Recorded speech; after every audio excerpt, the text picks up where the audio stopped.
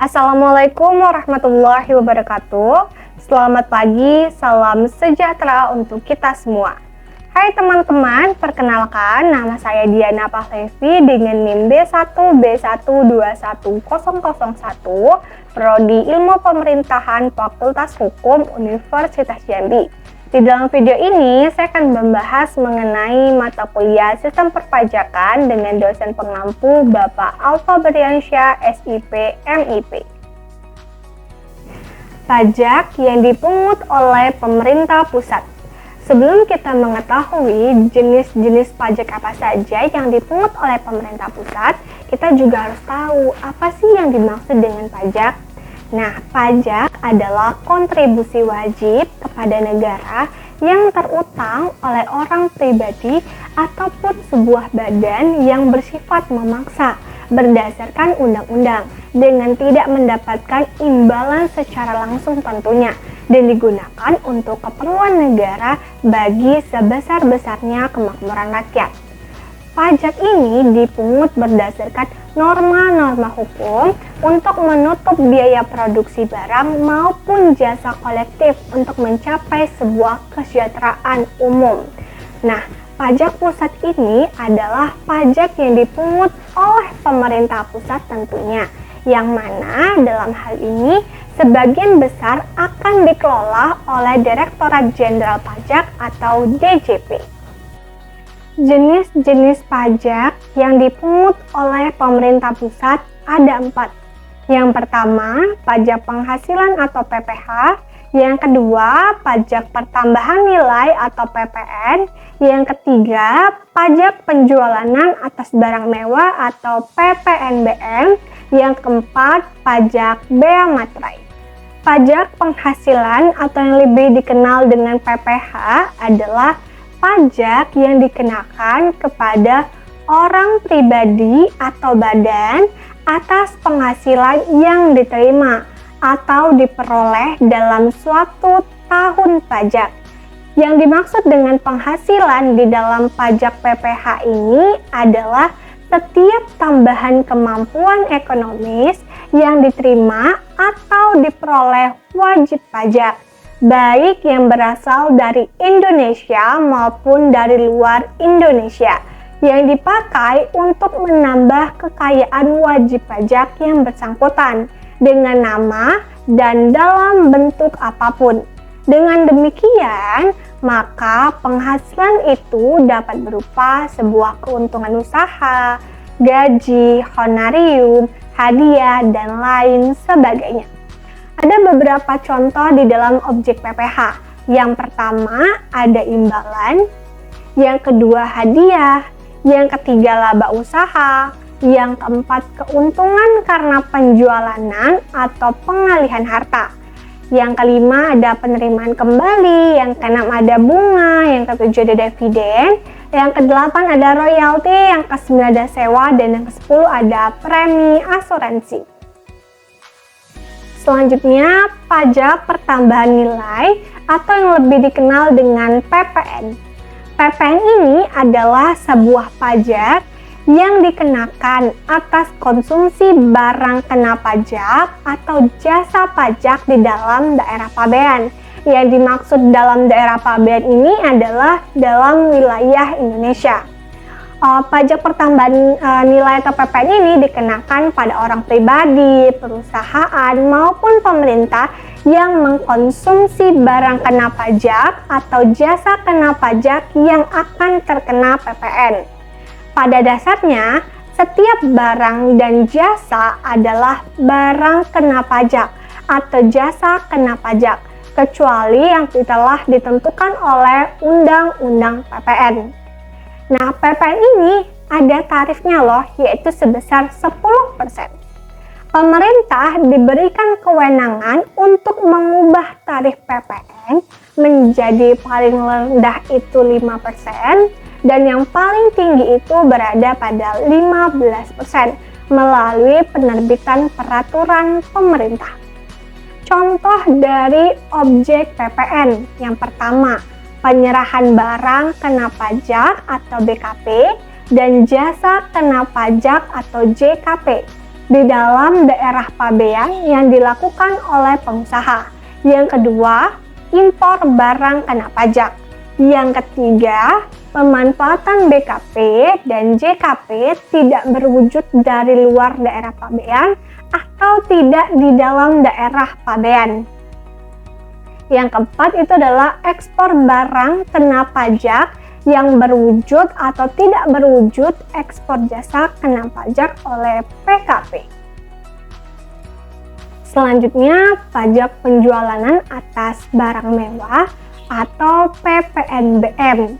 Nah, yang dimaksud dengan barang kena pajak tergolong mewah ini memiliki beberapa kriteria, yaitu barang tersebut bukan merupakan barang kebutuhan pokok. Terus, barang tersebut dikonsumsi oleh golongan masyarakat tertentu, dalam artian hanya beberapa orang saja.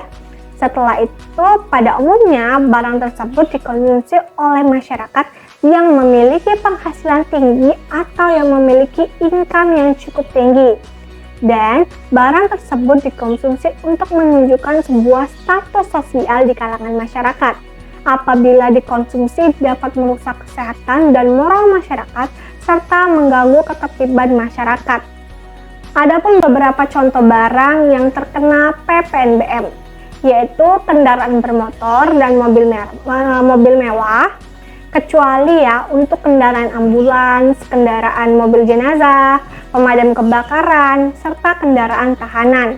Tadi juga ada kelompok hunian mewah seperti rumah mewah, apartemen, ada juga pesawat udara kecuali untuk keperluan negara, ada kapal pesiar dan balon udara. Yang terakhir itu adalah pajak bea materai. Pajak bea materai ini adalah pajak yang dikenakan atas pemanfaatan dokumen seperti surat perjanjian, akta notaris, kwitansi pembayaran, surat berharga, dan efek tertentu yang memuat jumlah uang atau nominal di atas jumlah tertentu sesuai dengan ketentuan. Contoh dari dokumen yang menggunakan atau yang terkena pajak bea materai itu yaitu surat perjanjian, surat keterangan, surat pernyataan, atau surat lainnya. Ada akta notaris, ada akta pejabat pembuat akta tanah, dokumen transaksi surat berharga, seperti dokumen transaksi kontrak berjangka, dan dokumen lelang. Dampak pemungutan pajak yang dilakukan oleh pemerintah pusat ini dapat dilihat dari segi hukum, yaitu dasar hukum mengenai pengenaan pajak yang diatur dalam ketentuan pasal 28 ayat 2 Undang-Undang 1945 Amandemen kelima dan juga Undang-Undang Nomor 28 Tahun 2007 tentang KUHP. Pajak dari perspektif hukum merupakan suatu perikatan yang timbul karena adanya undang-undang yang menyebabkan timbulnya kewajiban warga negara untuk menyetorkan sejumlah penghasilan tertentu kepada negara. Negara mempunyai kekuatan untuk memaksa dan uang tersebut harus dipergunakan untuk penyelenggaraan pemerintah. Pemungutan pajak harus dijalankan menurut hukum agar pemerintah atau petugas pajak tidak bertindak sewenang-wenang dalam menetapkan dan memungut pajak. Pentingnya pajak ini diatur dalam suatu undang-undang sebelum dilakukan pemungutan pajak didasarkan pada kepastian hukum. Maka dampak dari pemungutan pajak ini secara hukum yaitu menyangkut legalitas, peraturan dan ketentuan serta dasar hukum dan implementasi hukumnya, yang mana lebih memberatkan pada segi hukum. Selain itu juga ada dampak pemungutan pajak yang dilakukan oleh pemerintah pusat dilihat dari segi ekonomi. Dampak langsung dari pemungutan pajak adalah pada pendapatan disposable. Pendapatan disposable ini adalah pendapatan pribadi dikurangi dengan pajak. Pendapatan disposable merupakan pendapatan yang dapat dibelanjakan untuk konsumsi. Ketika pungutan pajak dinaikkan, maka pendapatan disposable relatif akan menjadi turun.